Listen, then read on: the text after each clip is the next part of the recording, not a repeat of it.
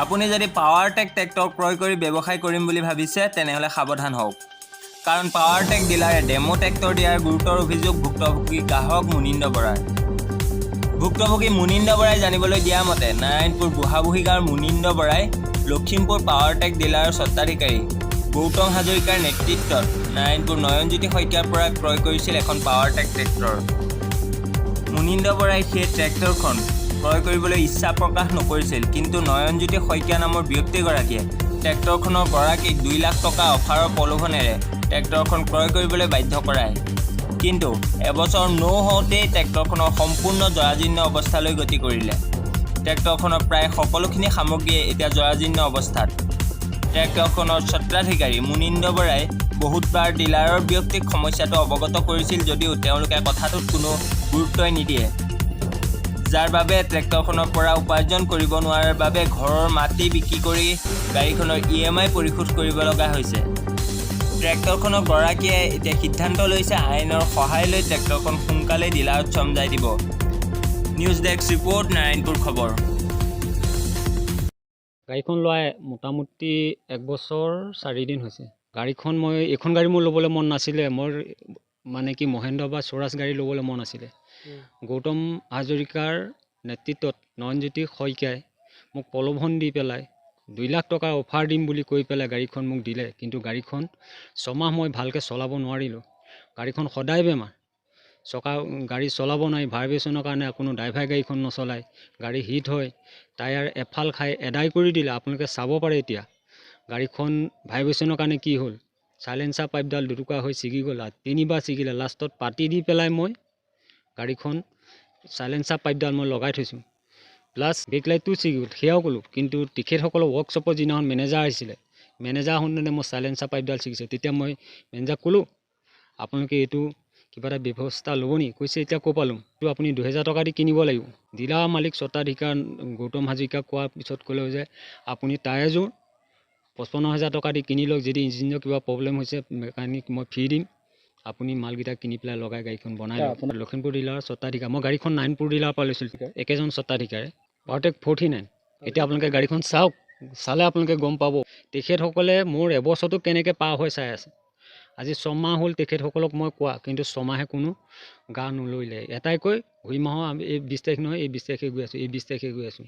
মই গাড়ী ইনষ্টলমেণ্ট ক'ৰ পৰা দিছোঁ সেইটো তেখেতসকলে সুধি চোৱা নাইকিয়া, যে মই গাড়ী ইনষ্টলমেণ্ট মাটি বিক্ৰী কৰি গাড়ী ইনষ্টলমেণ্ট দিবলগীয়া হৈছে মোৰ চিভিলৰ কাৰণে।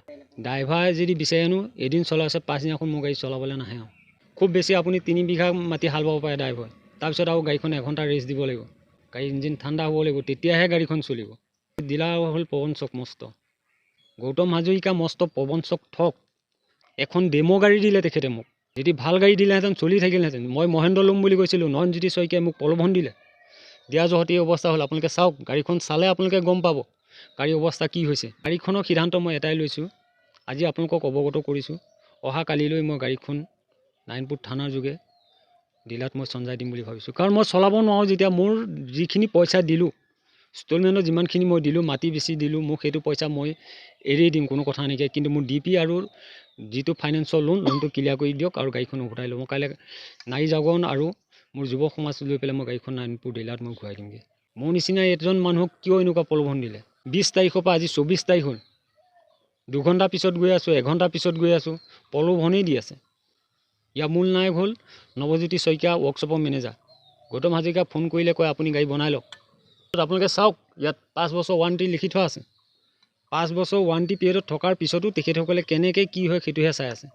যদি কোনোবা ব্যক্তিয়ে যদি পাৱাৰটেক ল'ব বিচাৰিছে, এই নিউজটো এবাৰ চাই লওক, চাই লৈ পেলাই লওক। আৰু মোৰ গাড়ীখনৰ অৱস্থা চাওক, মোৰ ঘৰ দুৱাৰ অৱস্থা চাওক, যাতে মই বিপদত পৰিছোঁ, মই মৰি যাওঁ আৰু দ্বিতীয়জন ব্যক্তি যাতে নমৰে।